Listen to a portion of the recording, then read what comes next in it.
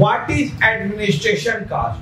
Administration cost of factory policy decide season, organization, direction, control, production, sale, distribution, investigation in total include of the administration policy.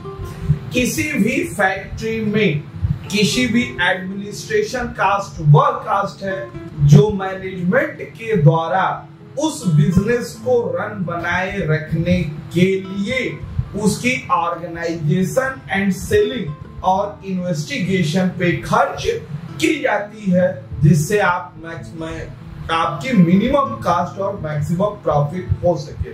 For example administration staff salary, office expenses, office rent, electric bill, telephone, mobile and bank audit fees other है।